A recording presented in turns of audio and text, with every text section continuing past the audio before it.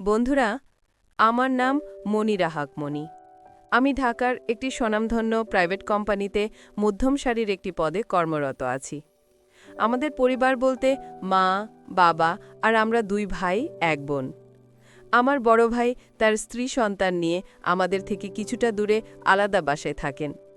তিনি নিজেও একটি বেসরকারি প্রতিষ্ঠানে ভালো পদে আছেন। আমরা আমি, আমার ছোট ভাই রনি আর মা বাবা একসাথেই থাকি। আমাদের এই ছোট পরিবারে সুখ শান্তির কোনো কমতি ছিল না। সবকিছুই খুব সুন্দর আর গোছানো ছিল। আমার ছোট ভাই রনি, সেও একটি কোম্পানিতে চাকরি করে। সে এখনও অবিবাহিত। রনি ছেলে হিসেবে খুবই শান্ত, ভদ্র এবং দায়িত্বশীল। বিশেষ করে আমার প্রতি তার সম্মান ও শ্রদ্ধাবোধ ছিল চোখের পড়ার মতো। মা বাবাও রনিকে নিয়ে খুব গর্ব করতেন। পরিবারের ছোট ছেলে হিসেবে তার কাঁধে যে অনেক দায়িত্ব, সেটা সে খুব ভালোভাবেই বুঝত। আমাদের ভাই বোনের সম্পর্কটাও ছিল মধুর। ছোটবেলার খুনসুটি পেরিয়ে আমরা কখন যে একে অপরের ভালো বন্ধু হয়ে উঠেছি তার টেরই পাইনি। রনি আমার চেয়ে কয়েক বছরের ছোট হলেও তার পরিপক্কতা অনেক সময় আমাকেও হার মানাত। তবে ইদানিং রনির কিছু আচরণ আমাকে ভাবিয়ে তুলছিল। ঠিক কি হচ্ছে তা আমি কোনোভাবেই বুঝে উঠতে পারছিলাম না। রনি হঠাৎ করেই আমার প্রতি অস্বাভাবিকভাবে যত্নশীল হয়ে উঠেছিল। এই যত্নশীলতা সাধারণ ভাইবোনের স্নেহের চেয়ে একটু ভিন্ন রকমের ছিল, অতিরিক্ত সতর্ক আর নজরদারির মতো। প্রথম বিষয়টাকে আমি ভাইয়ের ভালোবাসা হিসেবেই দেখতাম। ভাবতাম আমি তার বড় বোন, তাই হয়তো সে আমার খেয়াল রাখছে। কিন্তু ধীরে ধীরে তার এই বাড়তি মনোযোগ আমাকে কিছুটা অস্বস্তিতে ফেলতে লাগল। আমার প্রতিটি কাজে, প্রতিটি পদক্ষেপে তার উপস্থিতি আমি টের পেতাম, যা ধীরে ধীরে অস্বাভাবিক মনে হচ্ছিল। আমি যখন সকালে অফিসের জন্য প্রস্তুত হতাম, রনি প্রায়ই আমার আগে তৈরি হয়ে থাকত। সে বলতো, আপু চলো, আমি তোমাকে বাস স্ট্যান্ড পর্যন্ত এগিয়ে দিয়ে আসি। প্রথম দিকে ভালো লাগলেও প্রতিদিনের এই রুটিন কিছুটা বিরক্তিকর লাগছিল। মাঝে মাঝে আমি বলতাম, আরে রনি, আমার তো অভ্যেস আছে একা যাওয়ার, তুই বরং আরেকটু ঘুমিয়ে নে। কিন্তু সে নাছোড়বান্ধা। সে বলতো, না আপু, এখনকার রাস্তাঘাট ভালো না, আমি গেলে নিশ্চিন্ত যেতে পারবে। তার এই জোরাজুরিতে আমি আর না করতে পারতাম না। কিন্তু মনে মনে একটা প্রশ্ন জেগে উঠত, সে এত চিন্তা করছে কেন? শুধু অফিস যাওয়া নয়, আমার ব্যক্তিগত ঘোরাফেরাতেও তার আগ্রহ দেখা যেত। আমি যদি কখনো আমার বান্ধবীদের সাথে শপিংয়ে যেতে চাইতাম বা কোথাও বসার পরিকল্পনা করতাম, রনি কোনো না কোনোভাবে সেই পরিকল্পনায় যুক্ত হয়ে যেত। সে হয়তো বলতো, আপু কোথায় যাচ্ছ, আমি তো ওই দিকেই যাচ্ছিলাম, চলো একসাথেই যাই। অথবা বলতো, বান্ধবীদের সাথে যাচ্ছ, ঠিক আছে যাও, কিন্তু আমাকে লোকেশনটা জানিয়ে রেখো, ফেরার সময় আমি না হয় তোমাকে নিয়ে আসব। তার এই আচরণে আমার বান্ধবীরাও অবাক হতো, যদিও তারা সামনে কিছু বলতো না। আমার মনে হতে লাগলো, রনি কি আমাকে সন্দেহ করছে, নাকি সে আমাকে কোনো অজানা বিপদ থেকে আগলে রাখার চেষ্টা করছে? কিন্তু কি সেই বিপদ? আমি তো খুব সাধারণ জীবনযাপন করি, অফিস আর বাসা, এই তো আমার সব। আমার বন্ধুরাও দীর্ঘদিনের পরিচিত, কারো সাথেই কোনো জটিলতা নেই। তাহলে রনি কেন আমার প্রতি এতটা নজর রাখছে? এই প্রশ্নটা আমার মাথায় ঘুরপাক খেতে শুরু করলো। তার এই অতিরিক্ত সতর্কতা আমার কাছে ধীরে ধীরে এক ধরনের রহস্যের মতো লাগতে লাগলো। আমি বুঝতে পারছিলাম না এই পরিবর্তনের পেছনের আসল কারণটা কি। রনির চোখে আমি সবসময় ভাইয়ের স্নেহ দেখেছি, কিন্তু এখন সেই স্নেহের সাথে মিশে আছে এক ধরনের অজানা উদ্বেগ, যা আমি বুঝে উঠতে পারছিলাম না। সে কি আমার কাছে কিছু লুকাচ্ছে, নাকি আমার অজান্তেই কোনো বিপদ ঘনিয়ে আসছে, যা সে একা সামলানোর চেষ্টা করছে? আমার মনটা অজানা আশঙ্কায় ভারী হয়ে উঠছিল। আমি ঠিক করেছিলাম, রনির এই পরিবর্তনের কারণ খুঁজে বের করতেই হবে। এই অস্বস্তি নিয়েই আমার দিন কাটছিল। একদিকে অফিসের কাজের চাপ, অন্যদিকে ভাইয়ের এই অদ্ভুত আচরণ। সব মিলিয়ে আমি মানসিকভাবে কিছুটা বিপর্যস্ত হয়ে পড়ছিলাম।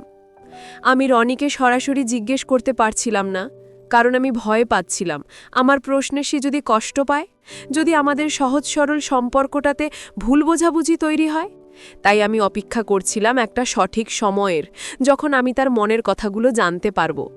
কিন্তু সেই সময় আসার আগেই পরিস্থিতি আরও জটিল হতে শুরু করল। রনির এই ছায়ার মতো অনুসরণ করার ব্যাপারটা দিন দিন বেড়েই চলছিল।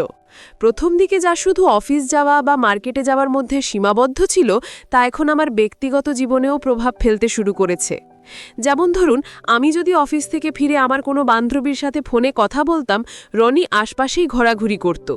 কখনো পানি খাওয়ার ঝলে, কখনো বা বই খোঁজার অজুহাতে সে আমার রুমের দরজায় এসে দাঁড়াত। আমি কি বলছি, কার সাথে কথা বলছি, তার সবই সে বুঝতে চেষ্টা করত বলে আমার মনে হতো।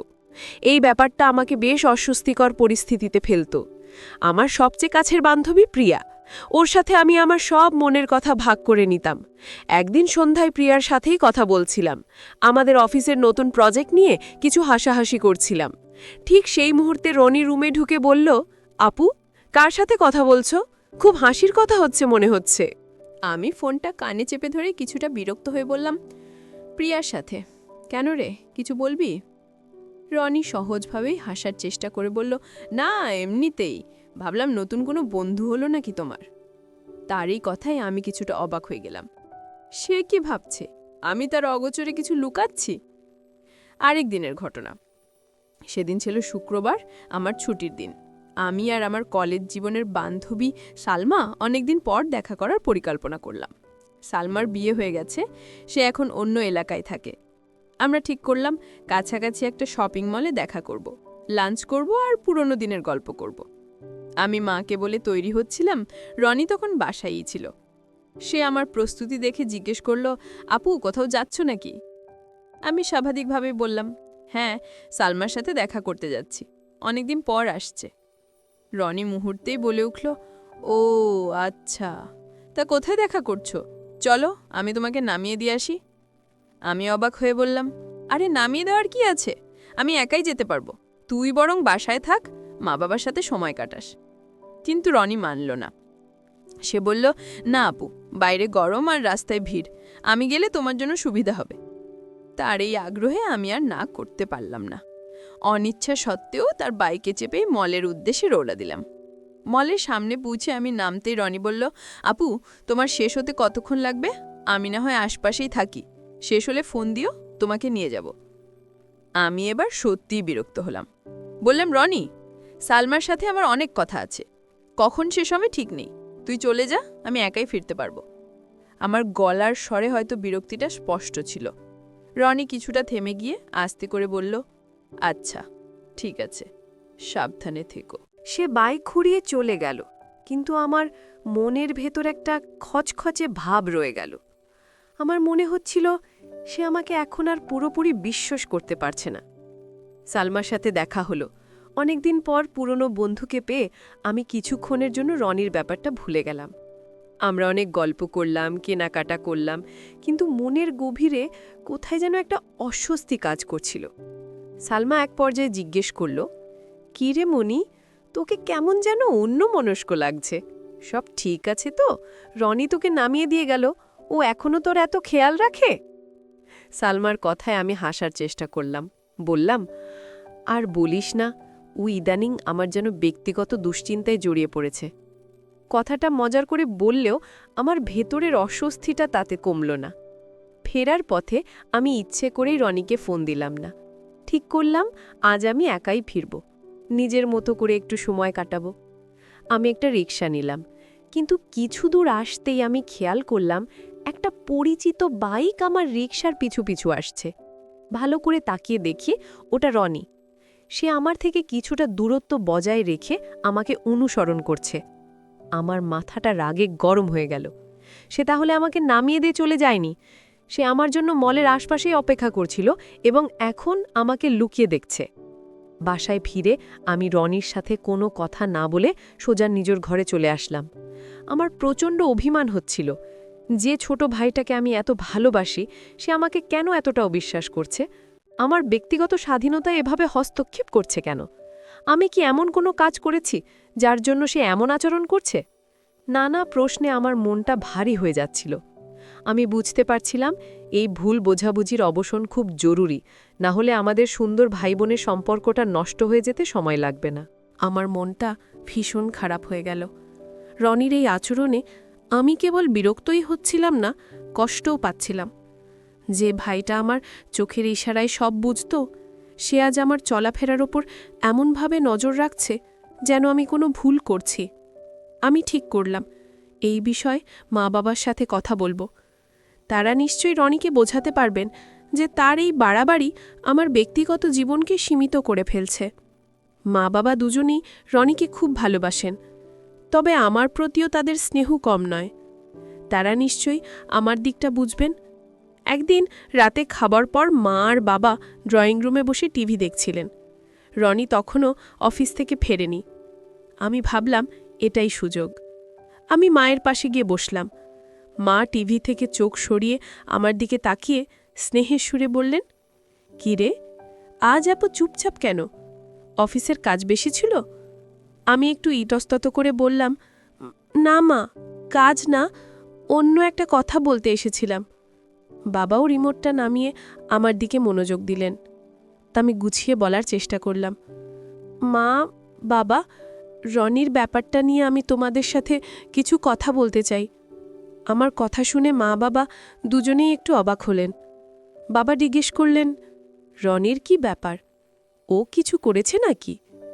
আমি ঢোক গিলে বললাম, "রনি ইদানিং আমার সাথে খুব অদ্ভুত আচরণ করছে। আমি কোথায় যাই, কার সাথে কথা বলি, সব কিছুতেই ওর এমন খোঁজ খবর। আমার খুব অস্বস্তি লাগে। সেদিন সালমার সাথে দেখা করতে গিয়েছিলাম, ও আমাকে লুকিয়ে অনুসরণ করেছে। আমার মনে হচ্ছে ও আমাকে একদমই বিশ্বাস করে না।" আমি এক নিঃশ্বাসে কথাগুলো বলে ফেললাম। আমার গলাটা হয়তো কিছুটা ধরে আসছিল। আমার কথা শুনে মা বাবা একে অপরের দিকে তাকালেন। মা একটু হেসে বললেন, "ও, এই কথা? আমি তো ভাবলাম কত বড় কিছু।" আরে মনি, রনি তো তোকে ভালোবাসে বলেই এত খেয়াল রাখে। তুই ওর বড় বোন, তোর জন্য ওর চিন্তা হয় তো স্বাভাবিক।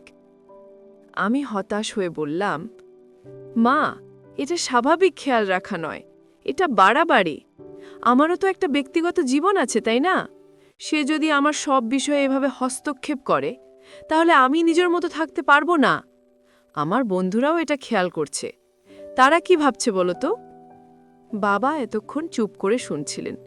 তিনি এবার বললেন, দেখ মা, রনি যেটা করছে সেটা হয়তো তার প্রকাশভঙ্গির দিক থেকে একটু ভুল, কিন্তু তার উদ্দেশ্যটা খারাপ নয়। আজকালকার দিনে বাইরের পরিবেশ খুব নিরাপদ নয়। একটা মেয়ে একা চলাফেরা করলে নানা রকম বিপদের সম্ভাবনা থাকে। তুই নিজও জানিস। রনি হয়তো তোর নিরাপত্তার জন্যেই এতটা সচেতন। ছোট ভাই হিসাবে এটা খারাপ নয়, দায়িত্ববোধ থেকেই করছে। বাবার কথায় আমি আরও বেশি হতাশ হলাম। তার মানে তারাও রনির আচরণকে গুরুত্ব দিচ্ছেন না। আমি বুঝতে পারলাম মা বাবা বিষয়টাকে হালকাভাবে নিচ্ছেন। তারা রনির দায়িত্ববোধের আড়ালে আমার অস্বস্তিটা দেখতে পাচ্ছেন না। তারা ভাবছেন এটা ভাইয়ের স্বাভাবিক যত্ন নেওয়া। আমি বোঝানোর চেষ্টা করলাম যে যত্ন আর নিয়ন্ত্রণ, এই দুটার মধ্যে পার্থক্য আছে। কোনো কিছু অতিরিক্ত হয়ে গেলে তা ভালো থাকে না। কিন্তু তারা আমাকেই বোঝাতে লাগলেন, তুই হয়তো বেশি ভাবছিস। রনি তোকে সন্দেহ করে না, সে শুধু তোর নিরাপত্তা নিয়ে ভাবে। তুই ব্যাপারটা সহজভাবে নিলেই সব ঠিক হয়ে যাবে। মা বাবার কাছ থেকে কোনো সমাধান না পেয়ে আমি খুব একা বোধ করছিলাম। মনে হচ্ছিল এই বাসায় আমার অনুভূতি বা স্বাধীনতার মূল্য কেউ বুঝছে না। সবাই রনির ভালো মানুষ ভাবটাই দেখছে, কিন্তু এই দায়িত্ববোধ যে আমার উপর অস্বস্তির মতো চাপ ফেলছে, সেটা কেউ বুঝতে চাইছে না। আমি ভাবলাম রনির সাথে সরাসরি কথা বলতেই হবে, তবে সেই সাহসটা তখনও পাচ্ছিলাম না। সেই রাতে আমার ঘুম আসছিল না। মনে হচ্ছিল আমি কি আসলেই বেশি প্রতিক্রিয়া দেখাচ্ছি? রনি কি সত্যিই শুধু আমার ভালোর জন্যই এমন করছে? কিন্তু মনের ভেতর একটা অজানা চাপা প্রশ্ন ঘুরছিল। ভালোবাসা বা যত্ন কখনো কি এমন দমবন্ধ করা হতে পারে?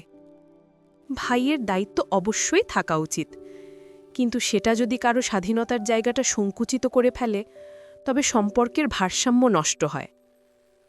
আমি নিঃশব্দে জানালার বাইরে তাকিয়ে রইলাম। রাতের অন্ধকারে যেন নিজের মনের উত্তর খুঁজে ফিরছিলাম। দিনগুলো এভাবেই কাটছিল। রনির আচরণে কোনো পরিবর্তন নেই, আর আমার অস্বস্তিও কমার বদলে বেড়েই চলছিল। আমি রনির সাথে যথাসম্ভব কম কথা বলার চেষ্টা করতাম, ওকে এড়িয়ে চলতাম, কিন্তু তাতেও লাভ হচ্ছিল না। সেজন্য আমার চারপাশে এক অদৃশ্য চাপা নজরদারির পর্দা টেনে রেখেছিল, যা ভেদ করে স্বাভাবিক জীবনে ফেরা কঠিন হয়ে উঠছিল। আমাদের ভাই বোনের সহজ সম্পর্কটার মধ্যে একটা সূক্ষ্ম কিন্তু দৃশ্যমান দূরত্ব তৈরি হলো। রনি হয়তো সেটা বুঝতে পারছিল, কিন্তু তার আচরণে তেমন পরিবর্তন আসছিল না। এর মধ্যেই একদিন আমার অফিসের পুরনো সহকর্মী এবং ভালো বন্ধু আরমানের সাথে হঠাৎ দেখা হলো। আরমান অন্য ডিপার্টমেন্টে কাজ করত, সম্প্রতি সে চাকরি ছেড়ে দিয়ে নিজের ব্যবসা শুরু করেছে। অফিসের কাছেই একটা কফি শপে আমি একাই কফি খেতে ঢুকেছিলাম। আরমানও সেখানে ছিল। আমাকে দেখে সে এগিয়ে এলো। অনেক দিন পর দেখা, স্বাভাবিকভাবেই আমরা পুরনো দিনের গল্পে মেতে উঠলাম। আরমান আমার উল্টো দিকের চেয়ারে বসে তার নতুন ব্যবসার পরিকল্পনা নিয়ে কথা বলছিল। আমি আগ্রহ নিয়ে তার কথা শুনছিলাম। আমাদের কথা যখন প্রায় শেষের দিকে, ঠিক তখনই আমি কফি শপের কাজের দরজার বাইরে রনিকে দেখতে পেলাম। সে বাইকটা একপাশে পার্ক করে স্থিরভাবে আমাদের দিকে তাকিয়ে আছে। তার মুখটা বেশ গম্ভীর। আমি ওকে দেখে হকচকিয়ে গেলাম। সে এখানে কি করছে? এই সময় তো তার অফিসে থাকার কথা। আমি আরমানের সাথে কথা বলার ফাঁকেও আর চোখে রনির দিকে তাকালাম। সে ভেতরে ঢুকল না, বাইরেই দাঁড়িয়ে রইল। তার এই অস্বাভাবিক উপস্থিতি আমার মনটা ভারী করে তুলল। সে কি ভাবছে আমি অপ্রয়োজনীয়ভাবে সময় নষ্ট করছি? আমি তাড়াতাড়ি আরমানের কাছ থেকে বিদায় নিলাম। বললাম, আরমান, আজ উঠি, আমার একটু তাড়া আছে। আরমান অবাক হলেও কিছু বলল না। আমি কফি শপ থেকে বের হয়েই রনির মুখোমুখি হলাম। সে আমার দিকে গম্ভীর দৃষ্টিতে তাকিয়ে আছে, যার মধ্যে কৌতূহল আর অপ্রস্তুত ভাব মিশে আছে। আমি কিছু বলার আগে সে শান্ত গলায় বলল, অফিস টাইমে এখানে কফি খাচ্ছ? লোকটাকে, তার কণ্ঠের স্বরে একটা অস্বস্তিকর তীক্ষ্ণতা ছিল, যা আমার ভেতরটা নাড়া দিল। আমি আগে কখনো রনির মুখে এমন প্রশ্ন শুনিনি। আমি নিজেকে সামলে নিয়ে বললাম, ও আরমান, আমার পুরনো সহকর্মী। এখানে হঠাৎ দেখা হয়ে গেল, তাই কথা বলছিলাম। কিন্তু তুই এখানে কি করছিস? তোর না অফিস? রনি সরাসরি উত্তর না দিয়ে বলল, আমার একটা কাজ ছিল এদিকে। তা পুরনো সহকর্মীর সাথে এত হাসাহাসি করে কি কথা হচ্ছিল? লোকটাকে আমার খুব একটা পরিচিত মনে হলো না। তার এই সন্দেহপ্রবণ কথাই আমার ধৈর্য হারিয়ে গেল। আমি নিজেকে আর থামাতে পারলাম না। রাস্তার ওপরেই আমি দৃঢ় স্বরে বললাম, রনি, তোর সমস্যাটা কি বলতো? তুই কি আমাকে ফলো করা শুরু করেছিস? আমি কার সাথে কথা বলবো সেটা নিয়েও কি তোর অনুমতি নিতে হবে? তুই আমার ভাই, কিন্তু তার মানে এই নয় যে তুই আমার প্রতিটি কাজে নজর রাখবি। আমারও নিজের মতো করে চলার অধিকার আছে। তোর এই অতিরিক্ত নিয়ন্ত্রণ আমি আর মেনে নিতে পারছি না। আমার গলার স্বর একটু উঁচু হয়ে গেল। আশেপাশের কয়েকজন লোক তাকালো, কিন্তু আমি থামলাম না। আমার এমন রূপ রনি হয়তো আগে কখনো দেখেনি। সে কিছুটা হতভম্ব হয়ে গেল। তার মুখের সেই কঠোর ভাবটা এক মুহূর্তে নরম হল। সে হয়তো বুঝতে পারছিল যে তার আচরণ আমার মনকে গভীরভাবে আহত করেছে। সে আস্তে করে বলল, আপু, চলো বাসায় যাই, রাস্তায় দাঁড়িয়ে কথা বলা ঠিক না। আমি শান্ত কিন্তু দৃঢ় গলায় বললাম, না রনি, আমি একাই যাব। তুই আমার পিছু নেওয়া বন্ধ কর। আমাকে আমার মতো করে বাঁচতে দে। এই বলে আমি দ্রুত একটা রিকশা ডেকে তাতে উঠে পড়লাম। রিকশায় বসে আমার চোখ ভিজে উঠল। এটা শুধু রাগের কান্না ছিল না, ছিল গভীর অভিমান আর অপমানের অনুভূতি। যে ভাইকে আমি সবচেয়ে বেশি বিশ্বাস করতাম, সে আজ আমার অনুভূতিকে মূল্য দিতে পারল না। তার আচরণ আমাকে এমনভাবে কষ্ট দিল যা সহজে ভুলে থাকা সম্ভব নয়। আমি বুঝতে পারছিলাম আমাদের সম্পর্কের এই দূরত্বটা এখন অনেক বড় হয়ে গেছে, যা হয়তো আর সহজে পূরণ হবে না। বাসায় ফিরে আমি সোজা নিজের ঘরে ঢুকে দরজা বন্ধ করে দিলাম। আমার ভেতরটার রাগে, অপমানে আর কষ্টে ভারী হয়ে উঠছিল। রনি আমার প্রতি অন্যায্য সন্দেহ করেছে। সে ভেবেছে আমি হয়তো বন্ধুর সঙ্গে কোনো অনুচিত সম্পর্কে জড়িয়েছি। এই ভুল ধারণাটা আমাকে গভীরভাবে কষ্ট দিচ্ছিল। মা কয়েকবার দরজায় ধাক্কা দিয়ে জিজ্ঞেস করলেন কি হয়েছে, কিন্তু আমি কোনো উত্তর দিইনি। আমার মনে হচ্ছিল এই পরিবারে আমার নিজের মতামতের কোনো মূল্য নেই। সবাই শুধু রনির দায়িত্ববোধ দেখছে, আমার মানসিক কষ্টটা কেউ বোঝার চেষ্টা করছে না। কিছুক্ষণ পর রনিও বাসায় ফিরল। আমি তার গলার আওয়াজ পেলাম। সে হয়তো মা বাবার কাছে কিছু একটা বলছিল, কিন্তু আমি কান দিলাম না। আমার ফোনটা বেজেই চলেছিল। হয়তো প্রিয়া বা সালমা ফোন করছিল, কিন্তু কারো সাথেই কথা বলতে ইচ্ছে করছিল না। আমি বিছানায় উপুর হয়ে শুয়ে বালিশে মুখ গুজে কান্না করছিলাম। আমার ছোটবেলার ভাইটা যে আমার আঙুল ধরে হাঁটতে শিখেছিল, সে আজ আমার উপর অবিশ্বাস দেখালো। এটা আমি কিভাবে মেনে নেব? আমার মনে হতে লাগলো রনির এই আচরণ শুধুমাত্র অতিরিক্ত উদ্বেগ নয়, বরং এক ধরনের মানসিক অস্থিরতা। সে হয়তো আমাকে অতিরকমভাবে রক্ষা করতে চায়, কিন্তু সেটাই এখন নিয়ন্ত্রণের বাইরে চলে যাচ্ছে। সে হয়তো ভাবছে আমি বড় বোন হলেও আমার নিজের সিদ্ধান্ত নেওয়ার ক্ষমতা নেই। তার এই ভুল বোঝাবুঝির আচরণ দিন দিন আমাদের সম্পর্কটাকে কঠিন করে তুলছে। আমি ভাবলাম, যদি এখনই বিষয়টা না বুঝিয়ে বলি, তাহলে ভবিষ্যতে পরিস্থিতি আরও খারাপ হতে পারে। আমি ভাবলাম বড় ভাইকে সবকিছু খুলে বলবো কিনা। ভাইয়া হয়তো আমাকে বুঝতে পারবেন। তিনি নিজেও চাকরি করেন, বাইরের পৃথিবীটা চেনেন। তিনি হয়তো রনিকে বোঝাতে পারবেন যে এভাবে আচরণ করা ঠিক নয়। কিন্তু পরক্ষণেই মনে হলো, ভাইয়া তো ভাবিকে নিয়ে আলাদা থাকেন। আমাদের ভেতরের এত কিছু তিনি হয়তো পুরোপুরি বুঝতে পারবেন না। উল্টো তিনি যদি মা বাবার মতো রনির পক্ষ নেন, তাহলে আমার কষ্টটা আরও বাড়বে। তাই ঠিক করলাম, এই পরিস্থিতির মোকাবিলা আমাকে করতে হবে। সন্ধ্যার দিকে মা আবার এলেন। তিনি নরম গলায় বললেন, মণিমা, দরজাটা খোল। কি হয়েছে বলতো? রনি তো খুব চুপচাপ হয়ে আছে। তোরা আবার কি নিয়ে মনোমালিন্য করলি? মার গলার স্বরে আমি আর নিজেকে আটকে রাখতে পারলাম না। আমি দরজা খুললাম। মা আমার ফোলা চোখ দেখে চমকে উঠলেন। তিনি আমাকে জড়িয়ে ধরে বিছানায় বসালেন। আমি কান্নায় ভেঙে পড়লাম। মা আমার মাথায় হাত বোলাতে বোলাতে বললেন, শান্ত হ মা, আগে বল কি হয়েছে। আমি মাকে কফি শপের পুরো ঘটনাটা খুলে বললাম। রনি কিভাবে ভুল বোঝাবুঝি করেছে, কিভাবে বন্ধুর ব্যাপারে অপ্রয়োজনীয় মন্তব্য করেছে, সব কিছু জানালাম। আমি বললাম, মা, ও আমাকে ভুল বুঝেছে। আমি আর ওর এই অযৌক্তিক সন্দেহ সহ্য করতে পারছি না।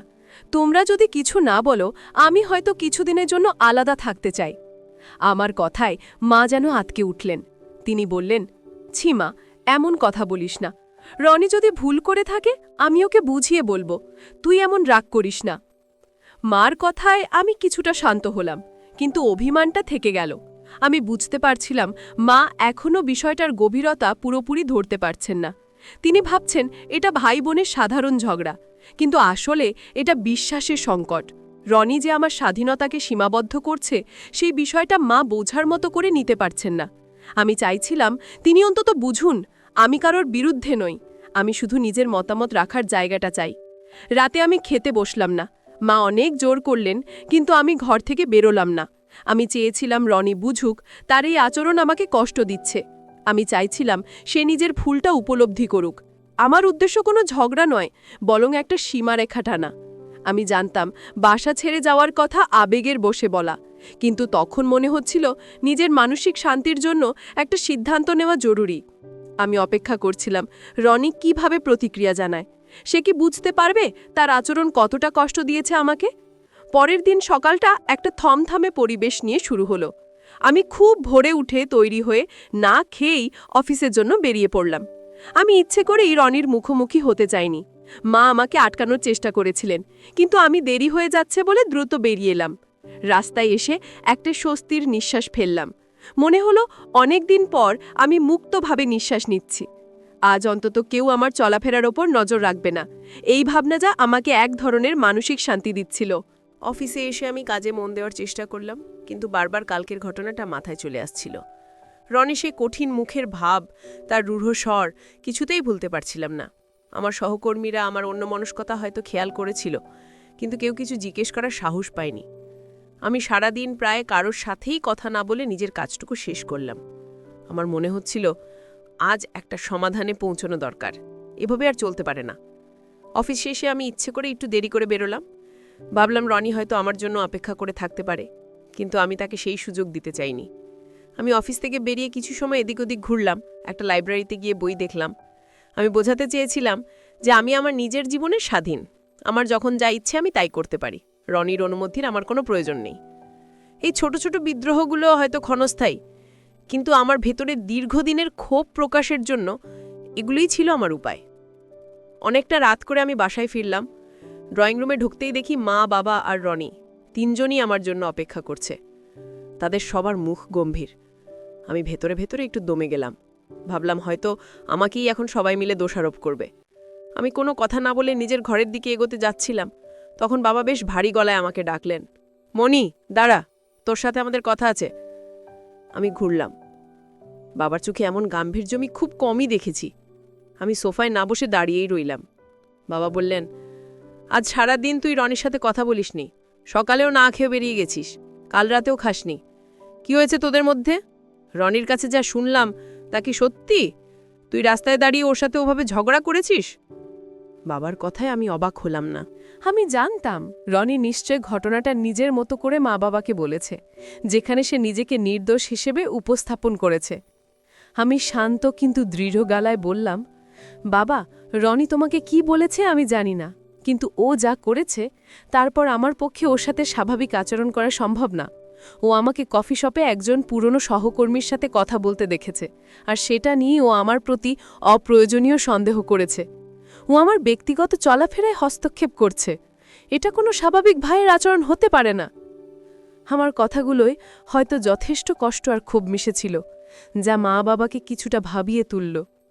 মা এবার রনির দিকে তাকিয়ে বললেন, রনি, তুই নাকি তোর আপুকে ভুল বুঝেছিস? ও তোর বড় বোন, ওকে তুই এভাবে কষ্ট দিতে পারলি? রনি মাথা নিচু করে বসেছিল। সে এতক্ষণ একটা কথাও বলেনি। মার প্রশ্নে সে মুখ তুলে আমার দিকে তাকালো। তার চোখে কোনো অনুশোচনা ছিল না, বরং এক ধরনের দৃঢ়তা দেখা যাচ্ছিল। সে শান্ত গলায় বলল, মা, আমি আপুকে অপমান করিনি, আমি শুধু জানতে চেয়েছিলাম লোকটাকে। আপুই আমার ওপর রাগ করেছে। রনির এই নির্লিপ্ত উত্তরে আমার রাগ আবার বেড়ে গেল। আমি বললাম, বাহ, কি সুন্দরভাবে নিজেকে বাঁচিয়ে নিলি। আমি রাগ করেছি কারণ তোর আচরণ অস্বাভাবিক হয়ে উঠেছিল। তুই আমাকে অনুসরণ করছিলি কেন? আমি কার সাথে কফি খাবো সেটা তোকে ব্যাখ্যা দিতে হবে কেন? আমাদের তর্ক আবার শুরু হতে যাচ্ছিল। বাবা ধমক দিয়ে উঠলেন, তোরা থামলি? বাসায় কি কোনো শান্তি থাকবে না? বাবার ধমকে আমরা দুজনেই চুপ হয়ে গেলাম। পরিবেশটা ভারী হয়ে উঠল। আমি বুঝতে পারছিলাম মা বাবা আমাদের এই ঝগড়ায় হতাশ, কিন্তু তারা আসল সমস্যাটা ধরতে পারছে না। তারা ভাবছেন এটা আমাদের ইগোর লড়াই, কিন্তু আসলে এটা ছিল সম্মান আর বিশ্বাসের বিষয়। আমি আর কোনো কথা না বাড়িয়ে বললাম, আমার খুব ক্লান্ত লাগছে, আমি ঘুমাতে গেলাম। এই বলে আমি আমার ঘরে চলে এলাম। আমি জানতাম এটা কোনো স্থায়ী সমাধান নয়, কিন্তু এই মুহূর্তে তর্ক করে কোনো লাভ হতো না। রনি যে নিজের ভুল বুঝতে প্রস্তুত নয় তা আমি বুঝে গিয়েছিলাম। সেই রাতের পর থেকে আমাদের বাড়ির পরিবেশটা পুরোপুরি বদলে গেল। আমি আর রনি একে অপরের সাথে কথা বলা সম্পূর্ণ বন্ধ করে দিলাম। আমরা যেন একই ছাদের নিচে বসবাসকারী দুজন অপরিচিত মানুষ। মা বাবা আমাদের এই অবস্থা দেখে খুব কষ্ট পাচ্ছিলেন। তারা বেশ কয়েকবার আমাদের দুজনকে একসাথে বসিয়ে মিটমাট করার চেষ্টা করেছেন, কিন্তু কোনো লাভ হয়নি। আমি আমার অবস্থানে অনড় ছিলাম। রনি যতক্ষণ না তার আচরণের জন্য ক্ষমা চাইবে এবং আমাকে এই অযথা নজরদারি থেকে মুক্তি দেবে, ততক্ষণ আমি ওর সাথে স্বাভাবিক হব না। রনিও অদ্ভুতভাবে চুপচাপ হয়ে গিয়েছিল। সে আগের মতো আমার কাজে হস্তক্ষেপ করত না, অফিসে পৌঁছে দেওয়ার জন্য জোড়াজুড়ি করত না, কিংবা আমি কার সাথে কথা বলছি তা নিয়ে প্রশ্ন তুলত না। সেই যেন নিজেকে আমার জীবন থেকে পুরোপুরি গুটিয়ে নিয়েছিল। কিন্তু এই মুক্তিতেরও আমার কোনো আনন্দ ছিল না, কারণ আমি জানতাম এটা কোনো স্থায়ী সমাধান নয়। এটা একটা অভিমানের দেয়াল, যা দিন দিন আরও দৃঢ় হয়ে উঠছে। আমার সেই হাসি খুশি ছোট ভাইটা এমন গম্ভীর আর চুপচাপ হয়ে গেছে, এটা দেখতেও আমার মন খারাপ হয়ে যেত। এভাবে প্রায় 2 সপ্তাহ কেটে গেল। বাড়ির থমথমে পরিবেশটা আর কারোই সহ্য হচ্ছিল না। মা প্রায়ই আমার কাছে এসে কাঁদতেন, বলতেন, আর কতদিন এভাবে চলবে? তোরা 2 ভাইবোন কথা না বললে আমার দম বন্ধ হয়ে আসে। যা হওয়ার হয়েছে, তুই ওকে মাফ করে দে। আমি মাকে বোঝাতে পারতাম না যে মাফ করে দিলেই সব ঠিক হয়ে যাবে না। আসল সমস্যাটা তো রয়েই যাচ্ছে। রনির মানসিকতার পরিবর্তন না হলে একই ঘটনা আবার ঘটবে। অবশেষে একদিন রনি নিজেই নীরবতা ভাঙল। সেদিন শনিবার ছিল। আমি বারান্দায় বসে কফি খাচ্ছিলাম। রনি আমার পাশে একটা চেয়ার টেনে নিয়ে বসল। আমি ওর দিকে তাকালাম না, কফির কাপে চোখ রেখেই বসে রইলাম। কিছুক্ষণ অস্বস্তিকর নীরবতার পর রনি খুব আস্তে করে ডাকল, আপু। তার কণ্ঠস্বরটা এতটা বিষণ্ণ আর ক্লান্ত শোনাচ্ছিল যে আমার বুকের ভেতরটা কেমন যেন ভারী হয়ে গেল। আমি কোনো উত্তর না দিয়ে স্থির হয়ে বসে রইলাম। রনি আবার বলল, আপু, আমি জানি তুমি আমার উপর খুব রেগে আছো। আমার তোমার প্রতি ওভাবে আচরণ করা উচিত হয়নি। আমি তোমার কাছে ক্ষমা চাইতে এসেছি। আমি কফির কাপটা নামিয়ে রেখে ওর দিকে তাকালাম। তার চোখ মুখে রাজ্যের ক্লান্তি আর অনুশোচনা। আমি শীতল গলায় বললাম, ক্ষমা চাইলেই কি সব ঠিক হয়ে যাবে রনি? তুই আমাকে কি ভেবেছিস? আমি এমন কেউ যাকে তুই এভাবে নিয়ন্ত্রণ করার চেষ্টা করবি? তুই আমার প্রতি অবিশ্বাস দেখিয়েছিস, সেই কষ্টটা আমি ভুলব কি করে? আমার কথায় রনির চোখ দুটো ছলছল করে উঠল। সে ধরা গলায় বলল, আপু প্লিজ আমাকে ভুল বুঝো না। আমি তোমাকে কখনোই সন্দেহ করিনি। আমি জানি আমার আপু কেমন। আমি শুধু তোমাকে নিরাপদ রাখতে চেয়েছিলাম। তার কথায় আমি অবাক হলাম। নিরাপদ রাখতে? আমি বললাম, নিরাপদ? কিসের থেকে আমাকে রক্ষা করবি তুই? আরমান আমার সহকর্মী, সে আমার কোনো ক্ষতি করতে যেত না। রনি একটা দীর্ঘশ্বাস ফেলে বলল, আপু, আরমান ভাইকে নিয়ে আমার কোনো অভিযোগ নেই। আমি জানি তিনি ভালো মানুষ, কিন্তু বাইরের পৃথিবীটা তো সবসময় নিরাপদ নয়। তুমি খুব সহজ সরল আপু। তুমি মানুষকে খুব সহজে বিশ্বাস করে ফেলো, কিন্তু সবাই তো তোমার মতো নয়। আমি তোমাকে অফিসে পৌঁছে দিতে যেতাম, তোমার পিছু নিতাম, কারণ আমি ভয় পেতাম। সে থামল, যেন ভাবছে কিভাবে বুঝাবে। আমি ওর দিকে তাকিয়ে রইলাম। তার কথার মধ্যে এমন একটা সত্যিকারের অনুতাপ আর উদ্বেগ ছিল যা আমার ভেতরের রাগটাকে ধীরে ধীরে শান্ত করে দিচ্ছিল। আমি বললাম, কিসের ভয় পেতিস তুই? রনি আমার চোখের দিকে সরাসরি তাকালো, বলল, আপু, আমি জানি একদিন তুমি এই প্রশ্নটা করবেই, তাই আমি মনে মনে উত্তরটা তৈরি করে রেখেছিলাম, কিন্তু রাগের মাথায় সব গুলিয়ে ফেলেছিলাম। সে বলতে শুরু করল, আপু, তুমি যখন অফিসে যাও, মার্কেটে যাও, আমি দেখেছি কিছু অসভ্য লোক তোমার দিকে অনুচিতভাবে তাকায়। রাস্তায় কিছু অসাধু মানুষ তোমাকে দেখে অনাকাঙ্ক্ষিত মন্তব্য করার চেষ্টা করে। তুমি হয়তো হেডফোনে গান শুনতে শুনতে খেয়াল করো না, কিন্তু আমি দূর থেকে সব দেখি। আমার ভীষণ কষ্ট হয়। আমি যদি তোমার সাথে থাকি, ওরা কোনো কিছু বলার সাহস পায় না। আমি শুধু চেয়েছিলাম আমার বোনটা যেন নিরাপদে তার সম্মান নিয়ে চলতে পারে। রনির কথাগুলো আমার কানে যেন অন্য জগৎ থেকে আসছিল। সে আমাকে অবিশ্বাস করত না, সে আমাকে আগলে রাখার চেষ্টা করত। আমি এতদিন যা ভেবে এসেছি তার সবই ভুল। আমি নিঃশব্দে তার পরের কথাগুলো শোনার জন্য অপেক্ষা করতে লাগলাম। রনির গলাটা ভারী হয়ে আসছিল। সে বলল, আর ওই যে তুমি তোমার বান্ধবীদের সাথে মাঝে মাঝে বিভিন্ন জায়গায় যাও, আমি জানি তোমার বান্ধবীরা ভালো, কিন্তু আপু, আজকাল নানা ধরনের প্রলোভন বা বিভ্রান্তির ঘটনা ঘটে। অনেক সময় ভালো মানুষও বিপাকে পড়ে যায়। আমি শুধু চেয়েছিলাম তুমি যেন সবসময় সুরক্ষিত থাকো। আমি রনির কথাগুলো শুনে স্তব্ধ হয়ে বসে রইলাম। সে যা বলছে তা আমার ভাবনার সম্পূর্ণ বিপরীত। আমি তাকে সন্দেহবাতিক, নিয়ন্ত্রণকামী ভেবে এসেছি, আর সে নীরবে আমাকে বাইরের পৃথিবীর ঝুঁকিপূর্ণ দিক থেকে সুরক্ষা দিচ্ছিল। রনি বলতে থাকল, আপু, আমাদের অফিস কলিগদের মধ্যেই তো কত কিছু দেখি। কত ভালো মানুষ ভুলের প্রভাবে সমস্যার মধ্যে পড়ে যায়। আমি চাইনি আমার আপুর জীবনে এমন কোনো কিছু ছায়া পড়ুক। একজন ভাই হিসেবে আমার দায়িত্ব হলো তোমাকে সকল প্রকার ঝুঁকি থেকে নিরাপদ রাখা এবং তোমার মর্যাদা রক্ষা করা। তার প্রতিটি শব্দ আমার বুকের ভেতরের অভিমান আর রাগের দেয়াল ভেঙে দিচ্ছিল। সে বলল, সেদিন কফি শপে আমি তোমাকে আরমান ভাইয়ের সাথে দেখে রাগিনি আপু। আমি বাইরে দাঁড়িয়েছিলাম, কারণ ওই কফি শপের পাশেই কিছু অসৎ ছেলেরা প্রায় আড্ডা দেয়। আমি শুধু দেখছিলাম ওরা তোমাকে কোনোভাবে বিরক্ত করছে কিনা। কিন্তু তুমি যখন বেরিয়ে এলে, আমি ঠিকভাবে বোঝাতে পারিনি। আমি শুধু বলেছিলাম, লোকটাকে সুবিধের মনে হচ্ছে না। আসলে আমি আরমান ভাইকে নয়, ওই বাইরের পরিস্থিতির কথা বলেছিলাম। আমার কথার ধরন খারাপ হয়েছিল, এজন্য আমি সত্যি লজ্জিত। রনির কথা শেষ হতেই আমার চোখ দিয়ে পানি গড়িয়ে পড়ল।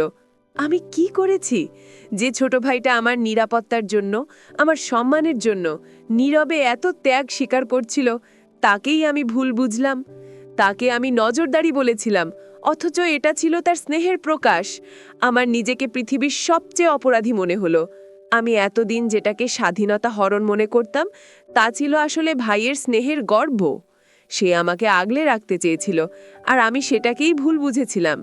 আমি আর নিজেকে সামলাতে পারলাম না। রনির হাত দুটো চেপে ধরে কান্নায় ভেঙে পড়লাম। বললাম, রনি, ভাই আমার, তুই আমাকে মাফ করে দে। আমি তোকে চিনতে পারিনি। আমি তোকে এতটা ভুল বুঝেছি। আমি ভেবেছিলাম তুই আমাকে সন্দেহ করিস, আমার স্বাধীনতায় হস্তক্ষেপ করিস। আমি বুঝতেই পারিনি তুই আমার জন্য এতটা ভাবিস। রনিও কাঁদছিল। সে আমার চোখের পানি মুছে দিয়ে বলল, আপু, কাঁদছো কেন? ভুল তো আমারও ছিল। সে বলল, আমার উচিত ছিল তোমাকে বুঝিয়ে বলা। হয়তো দায়িত্ব পালনের সময় আমি তোমার মনের দিক খেয়াল করিনি। আমার উচিত ছিল বন্ধু হিসেবে মিশে তোমাকে সচেতন করা, জোর বা চাপ প্রয়োগ করা নয়। আমি আমার পদ্ধতিগত ভুলের জন্য ক্ষমা প্রার্থী। আমাদের কান্নার শব্দে মা বাবা ঘর থেকে বেরিয়ে বারান্দায় ছুটে এলেন। আমাদের একে অপরকে জড়িয়ে ধরে কাঁদতে দেখে তারা প্রথমে ভয় পেলেন, কিন্তু তারপর আনন্দে ভেসে গেলেন। কতদিন পর আবার সে পুরনো শান্তি ফিরে এলো, ভুল বুঝাবুঝি মিটল। আমরা বুঝতে পারলাম সম্পর্কের মধ্যে স্বচ্ছতা ও খোলামেলা যোগাযোগ কতটা জরুরি। বন্ধুরা, এই গল্পের মূল শিক্ষা একটাই: আমরা প্রিয়জনদের ভালোবাসা বা যত্নের প্রকাশভঙ্গি ভুল বুঝি। বিশেষ করে ভাই বোনের সম্পর্ক সংবেদনশীল হয়। ভাইরা মুখে ভালোবাসা প্রকাশ করতে নাও পারে, কিন্তু দায়িত্ব পালনের মাধ্যমে বোনকে সুরক্ষা দেয়। আবার ভাইয়ের এই অতিরিক্ত যত্ন বা দায়িত্ববোধ অনেক সময় বোনের কাছে হস্তক্ষেপ বা ব্যক্তিগত স্বাধীনতায় বাধা হয়ে দাঁড়াতে পারে। এতে দূরত্ব ও ভুল বোঝাবুঝি তৈরি হয়। আমার আর রনির ঘটনা উদাহরণ মাত্র। সমাজে এমন হাজারো ভাইবোন আছে যারা শুধু সঠিক যোগাযোগের অভাবে একে অপরকে ভুল বোঝে। ছোট ভাই রনি আমাদের শেখালো সুরক্ষা ও সম্মানের রক্ষা জরুরি, কিন্তু সে পদ্ধতি যদি নিয়ন্ত্রণমূলক হয়ে যায় তবে তার সম্পর্ক নষ্ট করে। সত্যিকারের দায়িত্ববোধ আসে পারস্পরিক বিশ্বাস ও সম্মান থেকে, জোর বা চাপ প্রয়োগ থেকে নয়। স্বাধীনতার মানে নিজস্ব সিদ্ধান্ত নেওয়া, কিন্তু প্রিয়জনের বিশ্বাস ও সুরক্ষা সম্মান করা। পরিবারের সম্পর্কের ভিত্তি হওয়া উচিত বিশ্বাস, সম্মান ও খোলামেলা যোগাযোগ। কোনো সমস্যা বা ভুল বোঝাবুঝি হলে তা লুকিয়ে না রেখে সরাসরি পরস্পরের সাথে আলোচনা করা উচিত। বন্ধুরা, এতক্ষণ ধৈর্য ধরে গল্পটি শোনার জন্য তোমাদের সবাইকে অসংখ্য ধন্যবাদ।